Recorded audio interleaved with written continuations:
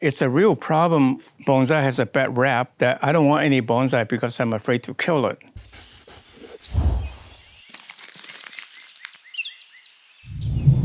Hi, I'm miltonchang of Bonsai Heirloom. Today I would like to talk a little bit about how to buy a tree because you got to begin someplace. I'm standing in front of my Chinese hackberry tree, which I started about 28 years ago. I went to UC Davis to check out what kind of tree they use on the campus. They have a very wonderful arboretum. And they use this Chinese hackberry as an anchor tree on campus. In fact, along the highway near the school are all hackberry trees. I identified a tree in front of my apartment at that time in Mountain View, and I picked up some seeds. And that's one of the trees that I started from a seed. And now it's, I would say, 50, 60 feet tall. They are really wonderful landscaping trees. And I have taken some cuttings now to make them into bonsai. I have a few bonsai already gotten started. So someday I will offer them for sale. Okay, today I will talk about how to get your tree. In this case, I basically went and got some seeds, collected seeds from arboretum and so forth, and then planted them down, and eventually they become magnificent bonsai or magnificent landscaping trees. The question becomes like, what are the general considerations when you buy a bonsai? For that matter, I extrapolate later onto how do you start a bonsai in terms of material. The general considerations, of course, size, age, aesthetics, whether you like it. In some sense, it's very subjective. You look at a tree, its personality, its stature, its whatever, that you can resonate with and you like it, and that's the tree you want to buy. Don't buy any old junk just to have it because it's a bargain. You're not trying to save money or make money, but it's really to get something you like. Plan on how you use the bonsai. If you want to use that to start an heirloom, you want to be a little bit more serious. If you just want to display, that's another matter. And if you want to buy a nice bonsai to put next to your antique, then it's a different consideration again. So size, age, aesthetics, whether you like it, how you're going to use it, your vision of what it wants to become. So, for example, I pay no attention to a messy-looking bonsai because I'm looking at the coarse design, because I will cut off everything else and build up from it by let it grow, cut and grow, let it grow into the design that I want. So again, begin with a vision when you want to buy a tree, what you're going to do with it. Then, of course, variety and species. So, for example, I recommend that you use to buy elm trees, Zelkova trees, trident, and maybe Japanese maple. Japanese maple is a little bit more fussy. You need to water it more carefully. But elm tree is almost indestructible. And so if you're a beginner, start with a hardy tree. That's easier to maintain, less hard on yourself in terms of worrying about taking care of it. Then, of course, you want to worry about the health, rigor, the trunk size, ramifications, size of the leaves, and how things rhymes. Everything has to be rhymed. But you can change that, as you get it. So that's less important. But the health and vigor, well, let me dwell a little bit on the health and vigor. A lot of the trees in commercial bonsai places you buy is that they are really not well established. They take a tree out of a nursery can, cut back the roots to fit the pot, put some soil in it, in fact, some of them using pebbles and stuff, and sell it.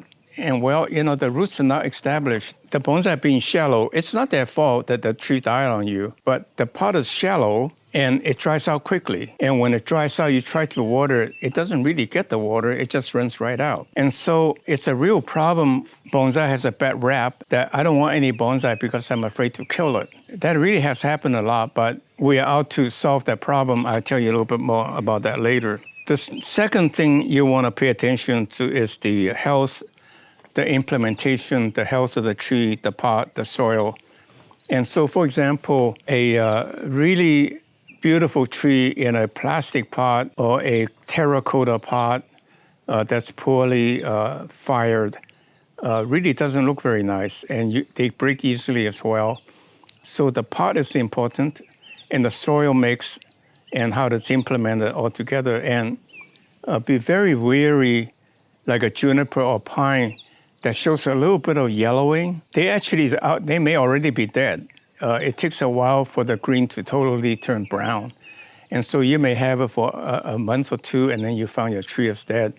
It probably isn't exactly your fault. On the tree you buy from any random supplier, I think the secret is to put a little tub underneath of it to soak it so the root ball never dries out. I think that will go a long way to save your tree not dying on you.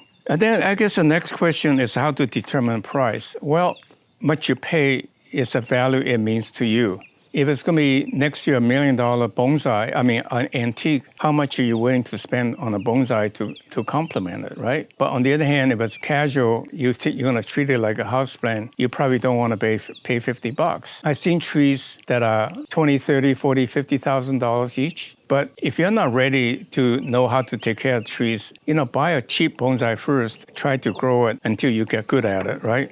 Where do you go get them? Well, you can go to nurseries, bonsai nurseries, bonsai clubs, and auction. Bonsai club is a wonderful place to go. There you learn from bonsai masters. Even though some of the stuff they said is not quite correct, you can see that I counter a lot of the comments really on these videos, but you can easily correct those. They're no big deal. It's subjective opinion, but you learn the basics of how to take care of the bonsai. They're by and large correct. 75% of the information you learn from them is correct. Go get some nursery books to study up on what the bonsai ought to look like. Learn from Bonsai Club. Buy trees from fellow bonsai members. And go to bonsai auctions and bonsai nursery, for that matter. There are bonsai nurseries in a lot of the California cities. And to get a good start, and you can talk to them to get guidance on the nurseryman on how to grow your trees. The one auction that I recommend is the Lake Merritt, Oakland Bonsai Garden annual auction. They call it the Mammoth Auction. Generally, there's around 100 trees, bonsai trees that are pretty good looking that you can auction off at a modest price. I would say I don't think you'll get very good trees under $500. You can get a lot of trees that are good for $100, but the older trees that have been working on for a very long time, I think $1,000 gets you a good tree, and some of them may go into $2,000 to $5,000, and I pay as much as $8,000 for one. In fact, the one I'll demonstrate today, I pay quite a bit for it. So again, how much you pay, it's really the age, ramification, how you like it. Very subjective, but if there's something you really want, then just go for it, and don't look for bargains. You'll be stuck with a whole bunch of lousy trees that you don't ever like. Well, lastly is the reputation of the seller. I mentioned you can go to Bonsai Club, bonsai nursery, bonsai auction, as well as turning nursery trees. Like I show trees from Home Depot turning into nice bonsai. So you can start it that way and then do your own thing, which is wonderful. But don't forget Bonsai Heirloom. I want to mention Bonsai Heirloom because ultimately we're here to sell you trees. We are here for the long term. We want to become a dominant supplier of bonsai for gifting and for bonsai hobbyists. Don't bother to start anything unless you're determined to be good at it. So our audacious goal is that we will make bonsai a popular houseplant, as popular as any houseplant, a bonsai in every household. That's our audacious goal, and we will do it by really implementing the bonsai for longevity, so you don't have to worry about dying, and easy to maintain. So let me share with you for the first time the patent-pending design, the innovation we have on our bonsai pots is a very important part of our innovation to keep bonsai alive. So let me describe why bonsai trees are very easy to die on you. Because the bonsai pot is very shallow. You bought an expensive bonsai, you leave it in the sun because they're supposed to be in the sun, and in half a day they dry out. And then you say, wow, the tree is dry out, let me water it. You water it multiple times, the tree never get watered because it just runs right out because root ball is dry. So the tree dies. You lament, you spend several $100s a tree and several $1,000s, several tens of $1,000s trees, and it dies on you. And it's not exactly the seller's fault. And so my recommendations too, one is that put it under a tub, put the tree in a tub, and you keep the water maybe that much above the water, the bottom of the pot, so the water gets absorbed to moisten the root ball. you don't have to do that every day, but once a week or something, then you don't ever have to never worry about overwatering a tree, because bonsai and, for that matter, houseplant all have good drainage holes in the bottom. You never see a tree dying because it got rained on for 2 months. So it's the lack of drainage sitting in rancid water that drowns a plant, not because you overwater it, okay? Okay, so the patent pending idea is actually very simple. Instead of putting in a tub, which is a bit of a hassle, we basically eliminate the hole in the bottom of the pot, and we put a drainage about a ½ inch above the back at the bottom of the pot. And not only that, we put 2 more holes above it. So if you water your plant once a day, every other day, every 3 days, when you water it, the water was sitting underneath the first drainage hole. And then as you water it, excess water will run out of the hole. And then the rest of the water will get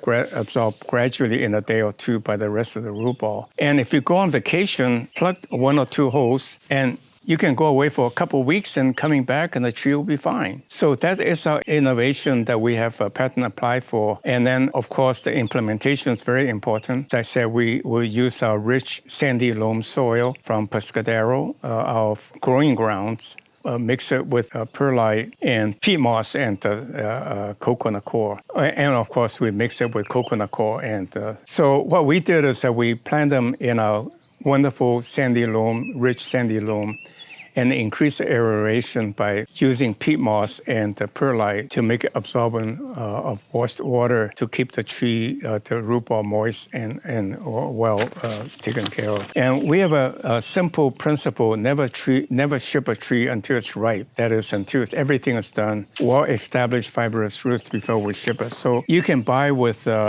assurance, maybe paying $20 more to get a tree that's really done right. So with that, then we'll price our trees fairly, because we want to have a square deal with you. And please visit our website to send us your email address so that we can notify you of trees availability, which will be very limited this year, first year of introduction. Please click like if you think my video is informative. Tell a friend, because there's so much misinformation out there that this could be helpful to your bonsai friend or somebody. So with that in mind, enjoy your bonsai, and please tune in, click our website, in a sense of click our channel, and see you next week.